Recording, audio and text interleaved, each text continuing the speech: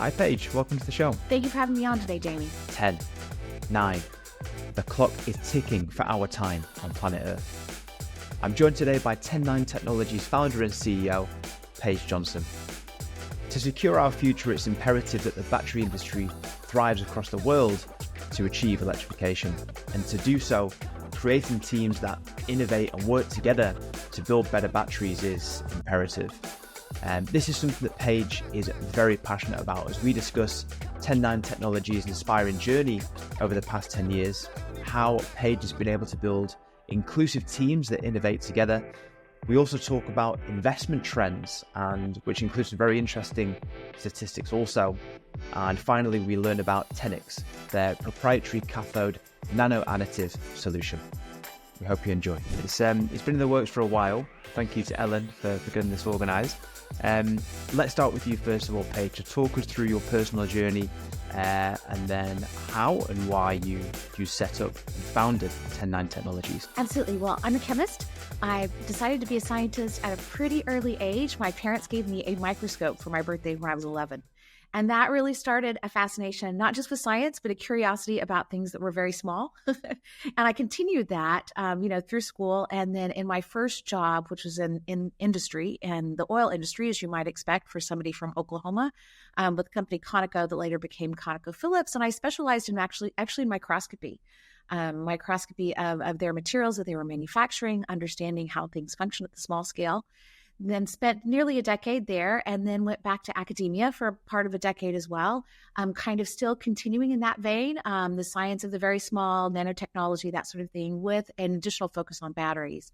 During that time, I also ended up just, kind of by chance doing some consulting for a local startup in town on their chemical compositions, and kind of saw something there, about how startups worked and what that pathway was.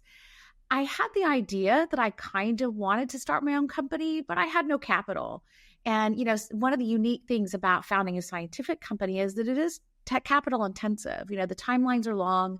It's not as if you're starting kind of a consumer focused companies in which you might realize some revenue pretty quickly.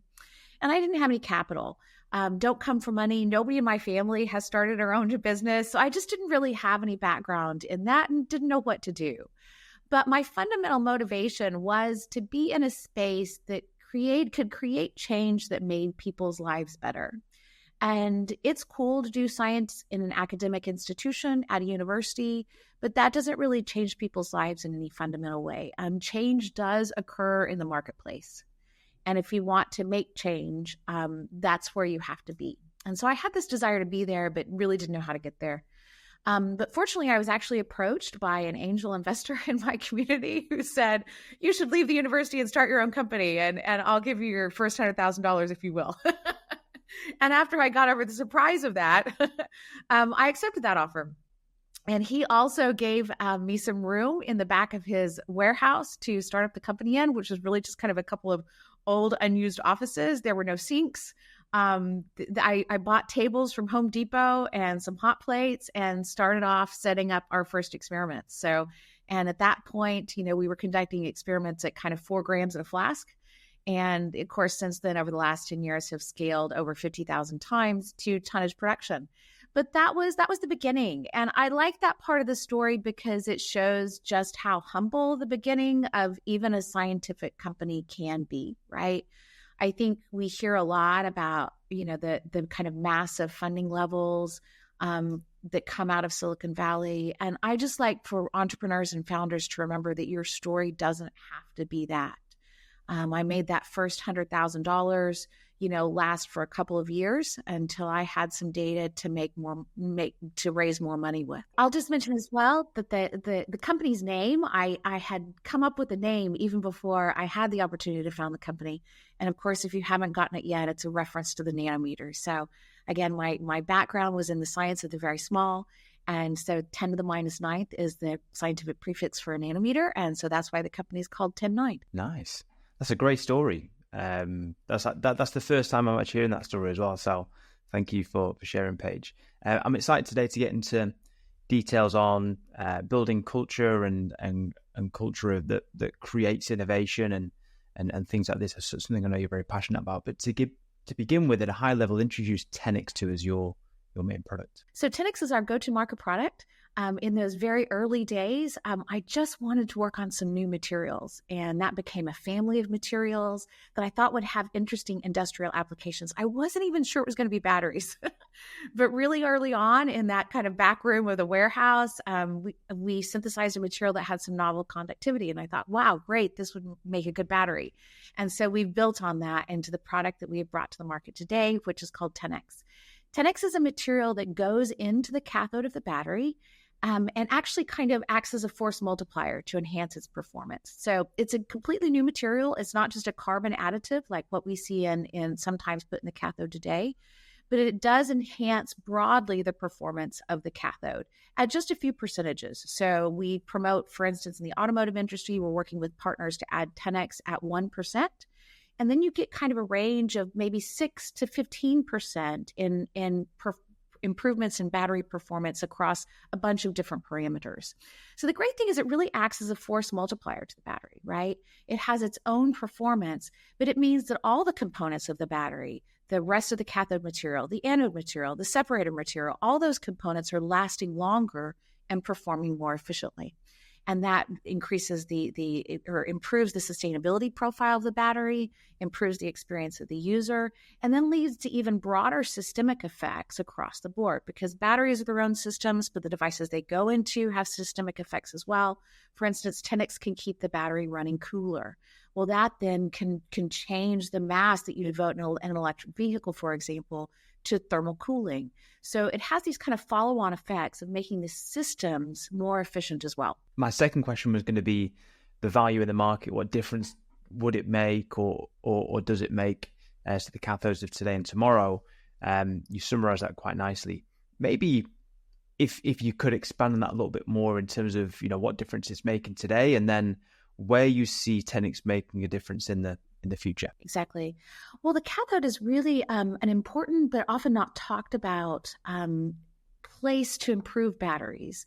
And it's really interesting because I think, the people that are listening to this podcast are probably going to be highly aware of innovations on the anode side, adding silicon into the anode, innovations on the electrolyte side, the kind of solid state electrolytes that everybody talks about and wants to get to that enable lithium metal in batteries. But there's been much less attention devoted to the cathode, in spite of the fact that the cathode is actually the largest contributor to the cost of the battery. It's the largest contributor to the carbon footprint of the battery, and largely it controls the performance. You really can't reach beyond the cathode in performance, and yet there's been much less entrepreneurial activity there. So that was really a place that I saw as, boy, if we're going to fundamentally change the battery, which brings change broadly in society because it enables electrification, then the cathode is really something that we have to be looking at.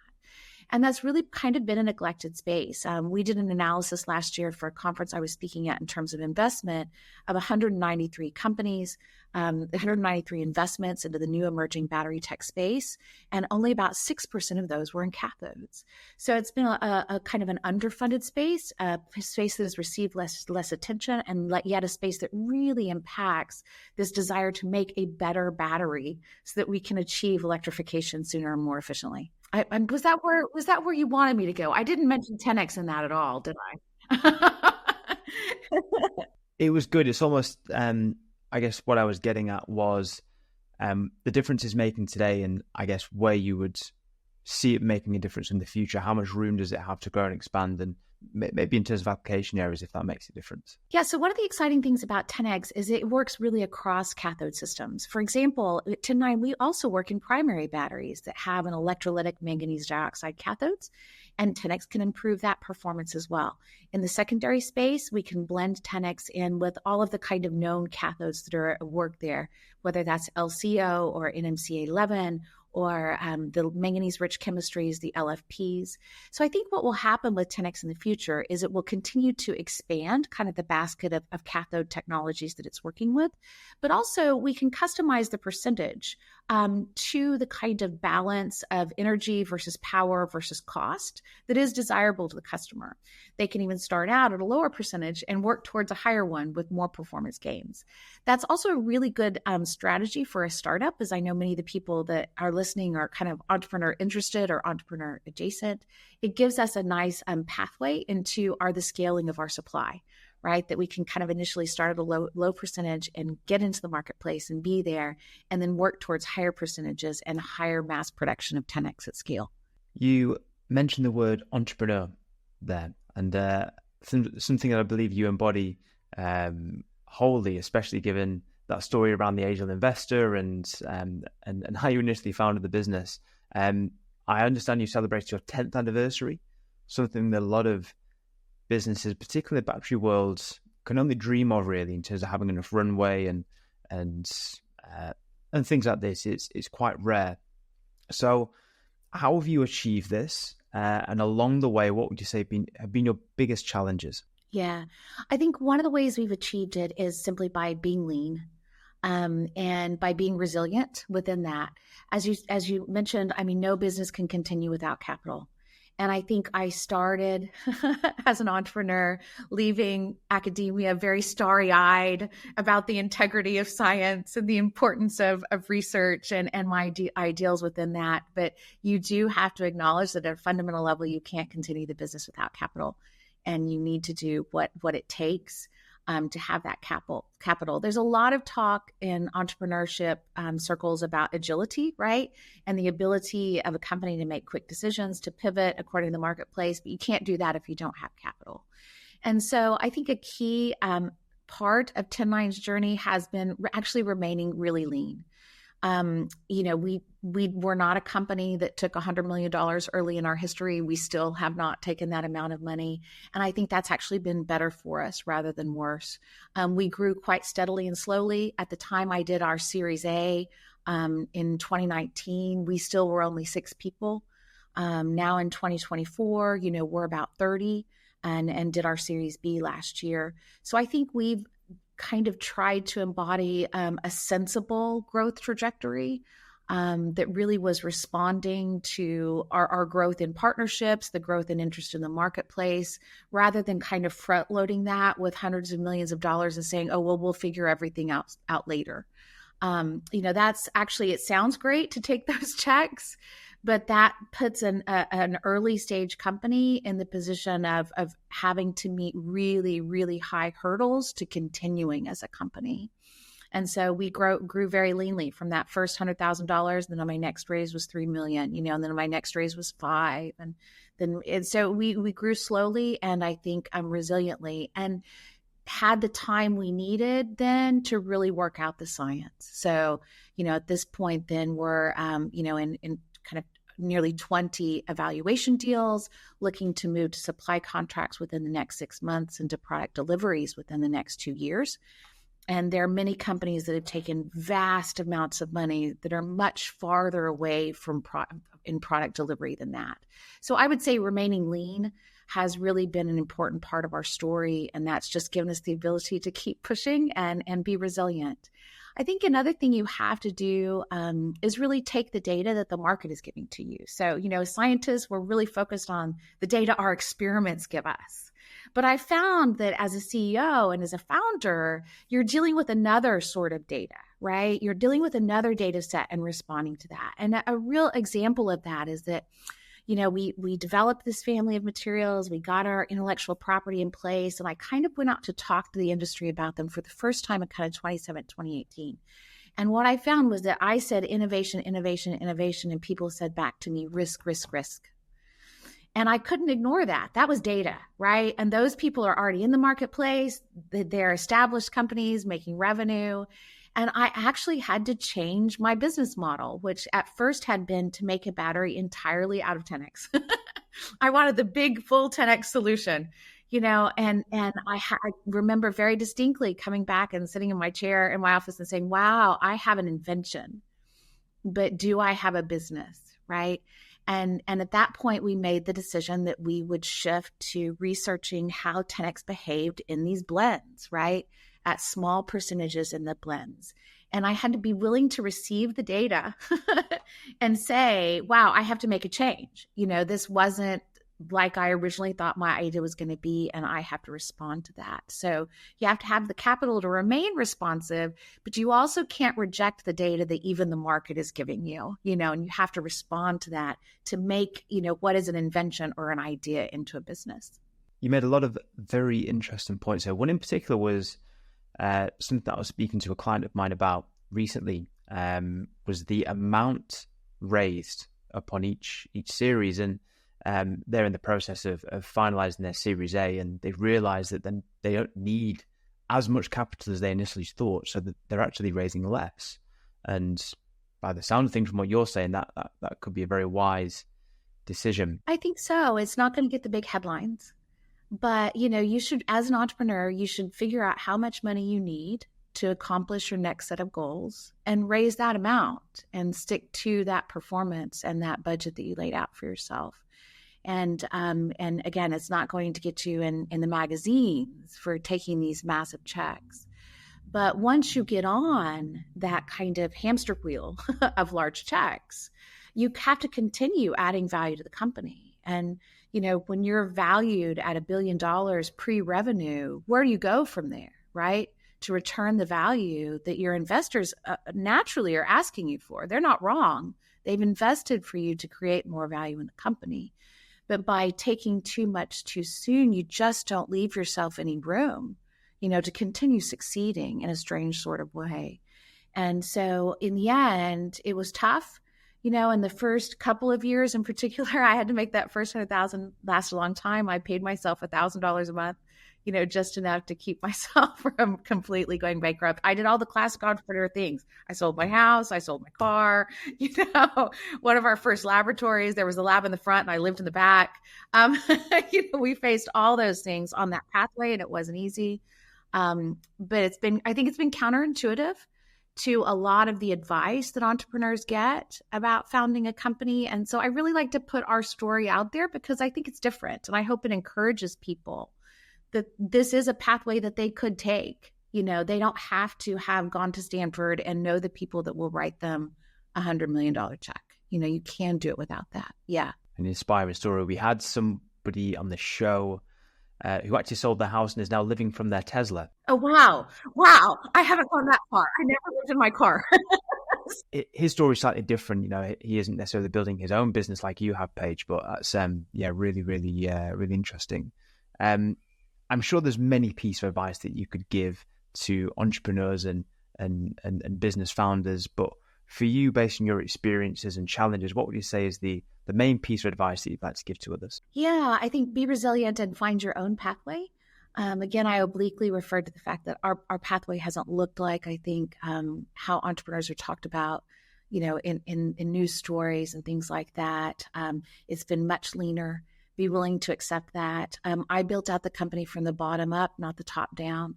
So even now, 10 years in, we do not have a full C-suite because we don't need one. And that's very expensive for me as a founder, right? So I've always focused on the workers, the hands doing the work. Those were the people I needed. What that means as a CEO is that you must take much more on yourself, right?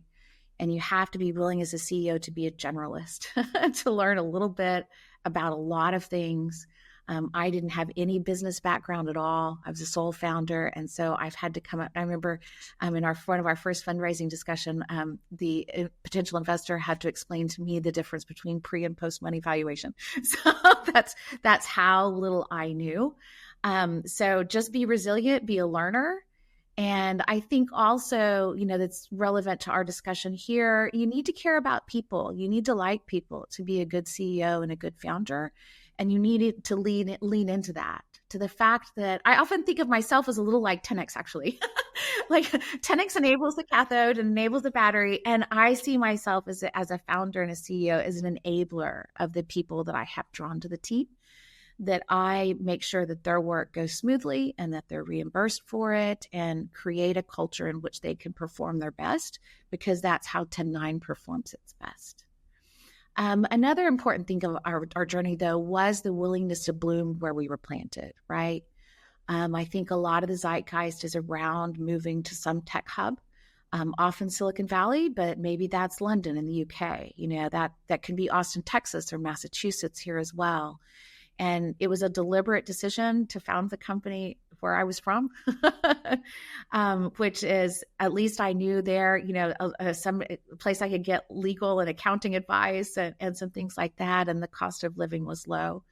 And that's really served us well. And I wish more founders would say, look, I'm going to look around me and take advantage of what is here instead of saying that I have to go somewhere else to build my company. That's been really good for us. And that's been a strong aspect of our fundraising pathway as well. Early on, it was really obvious. Well, only about 20% of venture capital money flows outside of the 10 biggest cities in America.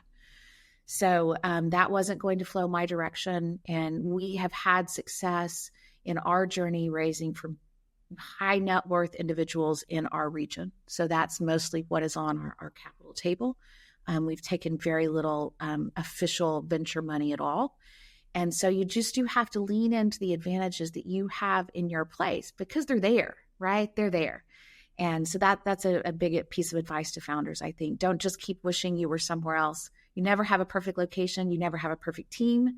You never have all the things that you wish you had, but you have to keep going in spite of them and see what's working for you, see what's around you, and take advantage of that. That was an amazing statistic you just brought up that I'd not heard before. Did you say only 20% of venture capital funds go outside of was it 10 major cities in the US? Yeah. And in particular, there's very little in the Midwest, right? Most of that money is coastal. And that's one of the kind of fundamental, I think, inequities in venture capital. The other one, of course, is very well known, is that only 2% of venture capital goes to women. It's shameful. It's something the VC industry should be embarrassed about. And, when I talk to VCs, as I mentioned, we've taken very little of their money, but I talk to them quite a bit. Everybody says they're aware of it and they're working on it, but nothing ever changes. And I think there's another factor as well for people listening to this broadcast that may be in the entrepreneurial space, and that's that very little money flows into hard tech where people are making actual things instead of digital programs, right? Where you're working with the materials rather than zeros and ones. And so that number, when I started out raising, was about 10% as well. So, in terms of raising funds, I was looking at a place in which I am all of those things, right? I'm outside of the big cities and the coastal areas. I'm a woman and I'm working in hard tech. I'm talking about actual chemical manufacturing, So the Venn diagram of people that would invest in me was extraordinarily small, right? Just extraordinarily small, just vanishingly small. And that's, again, something that you have to acknowledge. That's a piece of data from the market. And if I spent all my time changing venture capital, I'd never change batteries, would I? So it is just part of what, as a founder, you have to acknowledge and be realistic about. And so then as I began to have success with families of wealth in my own region, I just leaned into what was working, right? Instead of kind of trying to beat at that wall of traditional venture capital. I've been in a lot of those conversations. I've been laughed at. I've been stood up. I've been told they wouldn't touch the deal with a 10-foot pole. Why would I keep kind of trying to push at a wall that was not movable for me, right? And so again, that's data that you have to take on board and see what works for you. And don't be afraid that it's not, in the role model of a traditional Silicon Valley startup, right? That doesn't work for everybody. You shouldn't expect it to work for everybody. And you just find the place that you are successful and lean into that. Yeah. Very good. You mentioned another fascinating and, as you say, shameful statistic on there. And something I was going to ask was, and something I've observed is, unfortunately, there's still a major gender imbalance across the board, and particularly when it comes to leadership teams, executive leadership teams. My first question is, have you seen a change in the past 10 years? I've seen a very small change. So whenever I'm at industry conferences, I actually count the number of women in the room. So this is something I've been doing, my whole time in batteries. And I think other people should do it too, because it's very instructive. I have seen that move from more like kind of 4 to 5% to more like 6 to 8.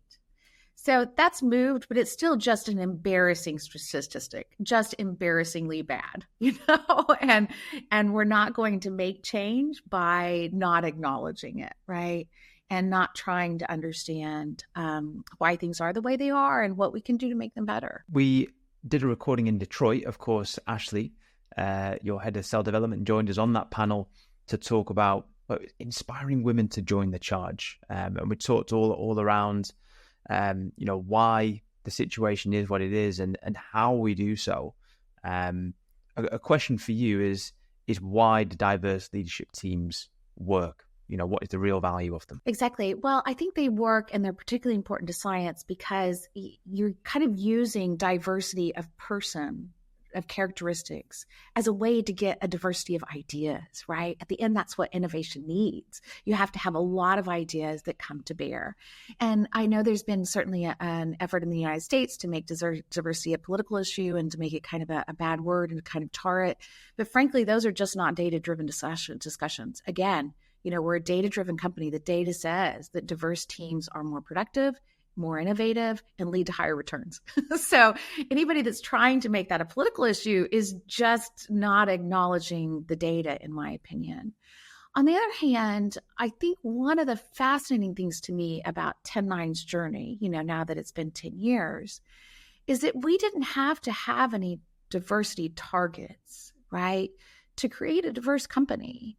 As the company grew, as the company began to grow, even at 6 people, I was really, I think because I like people and I'm really interested in people and how they behave and respond, I thought a lot about what I wanted the culture of the company to be. And that has just very naturally drawn a diverse set of people to it. And that's been really fascinating for me.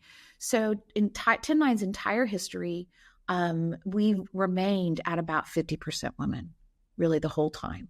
Sometimes a little more, sometimes a little less, but we've remained at around 50% the whole time without any targets.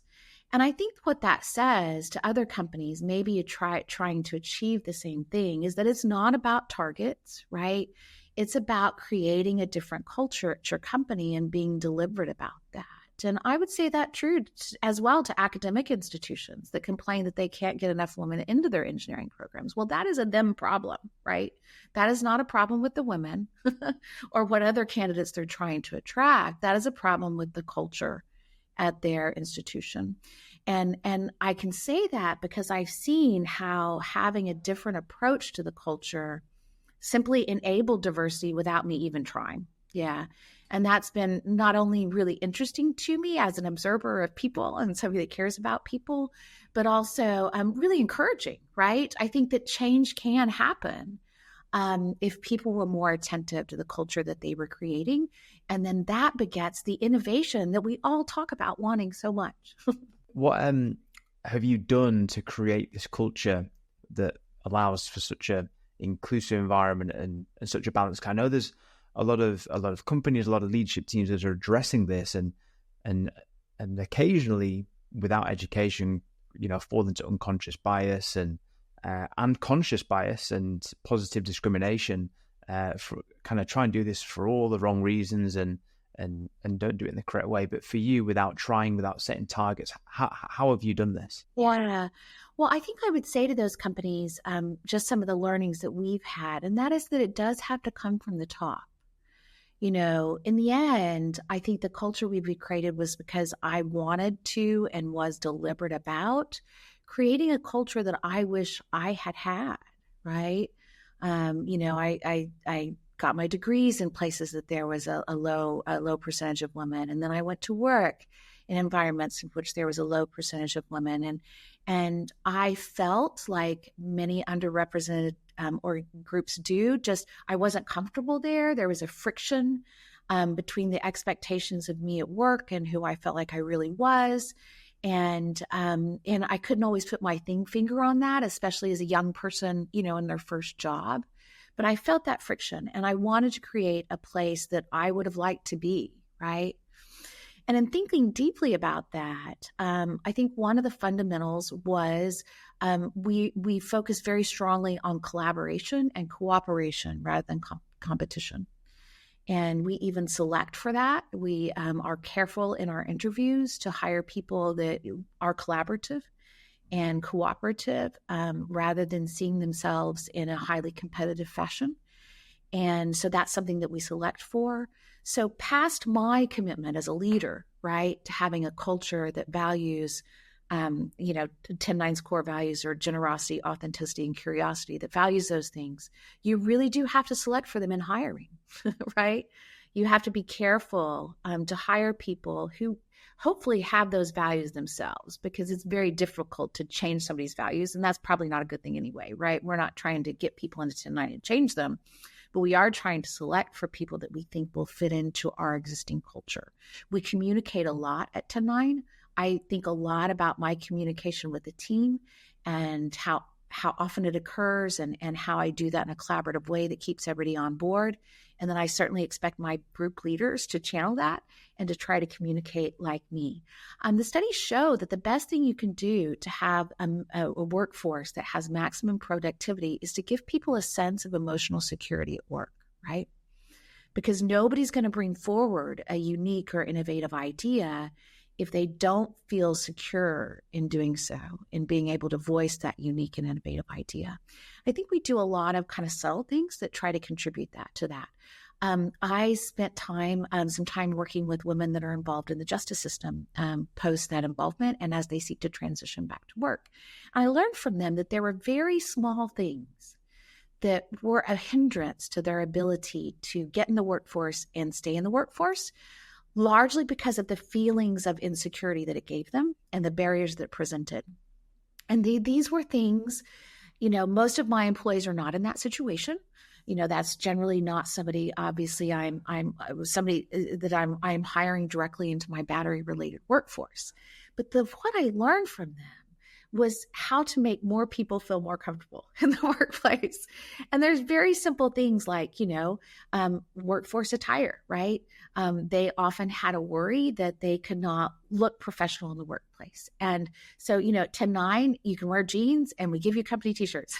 So even though my workforce may not be able to purchase attire in that same way, yet this gives them a feeling of comfort in their job and one less thing to worry about. We have free food in the break room, right? We have a 4.5-day work week so that people have a half day that they can attend to doctor's appointments or going to their kids' school or supporting for their own family.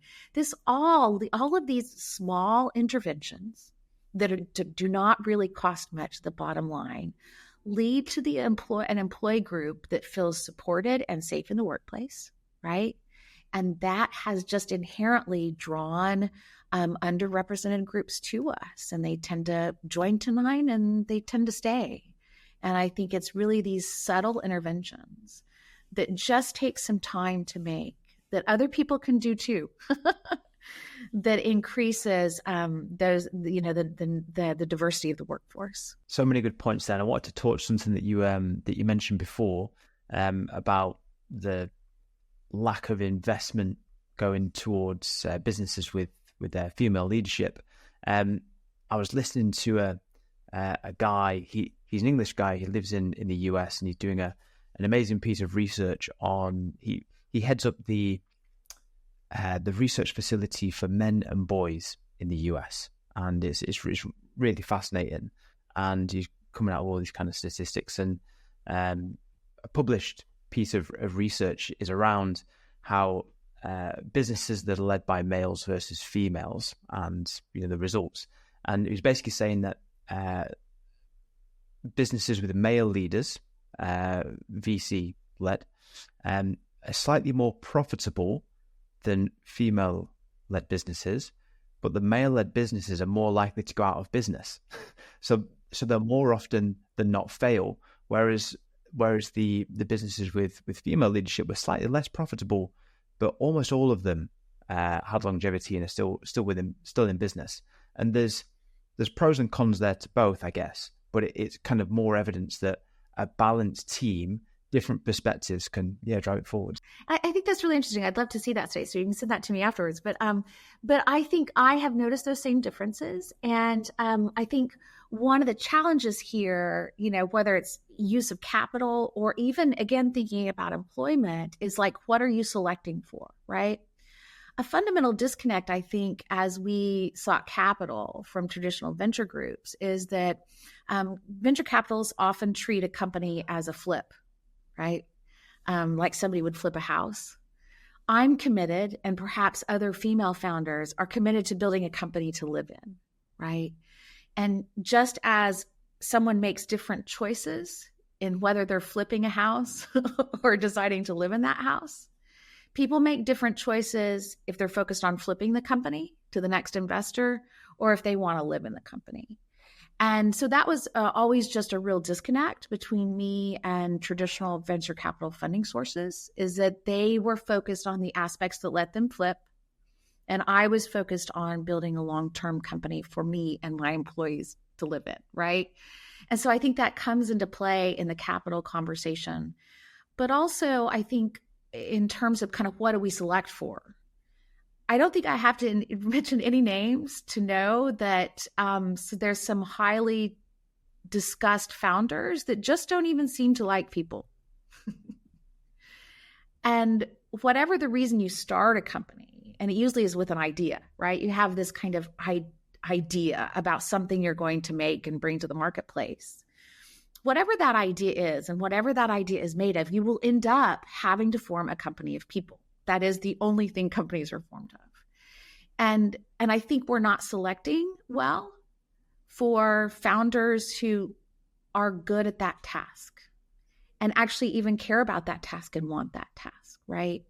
And because VC itself doesn't highly value the people side of the equation, they're selecting founders that don't either. And I don't know why these companies in this study failed, but if you look at kind of founders who have spectacularly flamed out, that has often been over people issues, right? They weren't attentive to the culture of their company. They allowed, sexual harassment to take place, scandals to rise because of that lack of attention. And if I was a VC, I'd be saying, what do you think about your people trajectory? Okay, you've got this idea, and you've got this business plan, but where are the people and what do you think about them and how are you enabling that? And are you even good at that, right? Show me that you're good at that. Because in the end, the only thing a company is made of is people.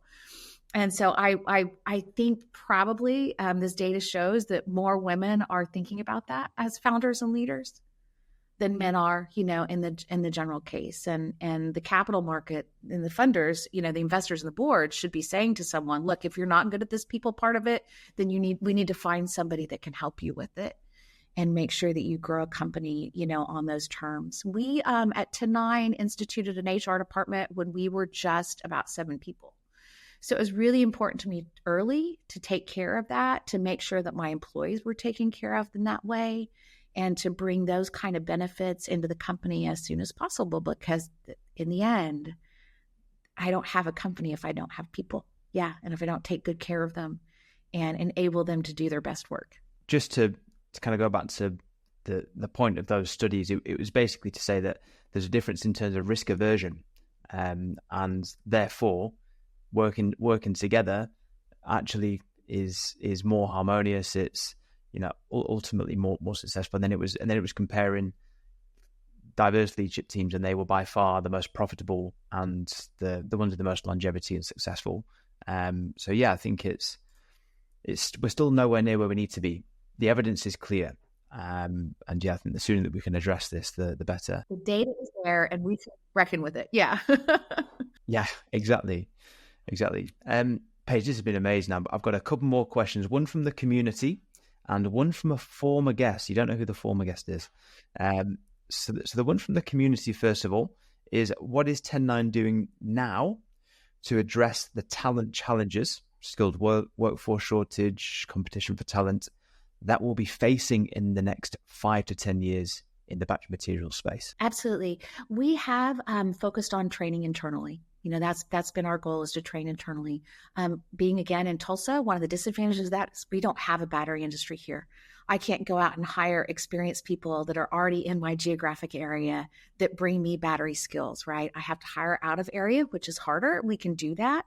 But internally, especially for kind of what is often referred to as the middle skilled worker, all workers have skilled, so I don't like using the unskilled term, but that kind of middle skilled worker that maybe does not have a dedicated degree in the field that they're working in, we really focus on training people up internally. I think the scientific firms can sometimes lean too heavily on PhD talent and assume that a PhD is needed for roles in which it really isn't necessary. So we really lean into hiring people that have a requisite skill set, perhaps, but that lets us believe that they can do the job, but that we are willing to train them internally. So that's really where we are in terms of competition for, battery focused work.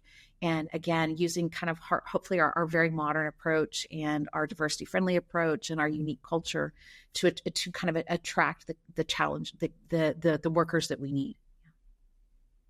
I think I'll speak quickly, Jamie, if you don't mind, to the importance in building a direct workforce on focusing beyond the normal resume check marks.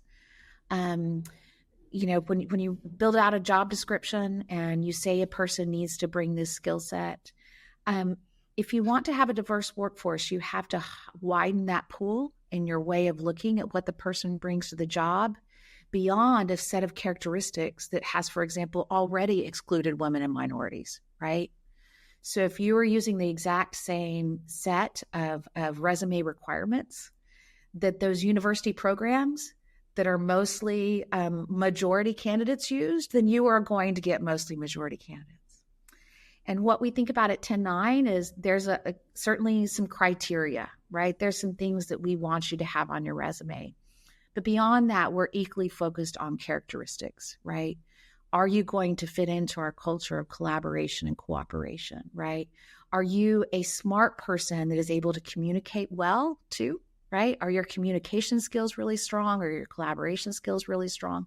And if you do that, if you see hiring in that way, you will naturally expand your pool to include more underrepresented groups, because you're allowing them to show what they can do for your company and in that role by the characteristics rather than just a bunch of boxes to tick on the resume. And that's really important too. That's amazing. I did an article last year, and it was all around what you just mentioned, but that actually wasn't discussed. I had 5 contributors to the article and had a lot of kind of third-party research information as well. But that's a really good piece of advice. I can see a short clip already emerging from that narrative there, Paige. So yeah, thank you very much. And the final question from a former guest is, let me just check on him. Yeah, so it's how much is the US election accommodating your strategy at the moment? This person is a leader in the space, and they want to understand from you, a battery CEO, how much it's actually coming into your strategy. Absolutely. I would have to say, the most compelling thing I'm doing right now is just conserving cash for the uncertainty associated with the electoral outcome.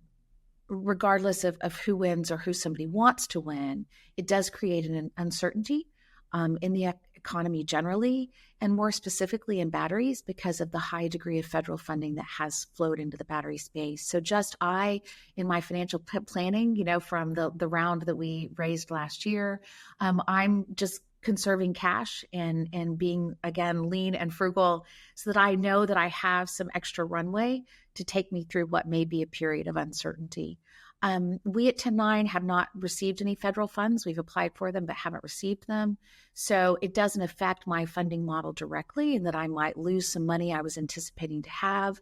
But I think certainly if, for example, the kind of funds that have been available to the industry at large are pulled back, that does affect absolutely the wider, the industry as a whole, right? And the willingness of and the way in which capital markets see battery investments. There's no doubt that the level of federal funding writ large will affect that. So what I'm doing is just hunkering down a bit and saving cash to get me through any uncertainty that results. There's always going to be external factors and regardless, you have to navigate it and make decisions. So, no, very good. Paige, this has been great. Thank you very much. And I mean, your story is inspiring from the beginning. Kind of 10 years ago, and how you got to this point. I think what you're doing for the industry as a whole is amazing. In terms of the kind of more inclusivity and some of the ideas and things that you bring is amazing. So good luck for the next 10 years. Hopefully it's as fruitful as the first. Thank you. Really appreciate it. Enjoyed talking to you, Jamie.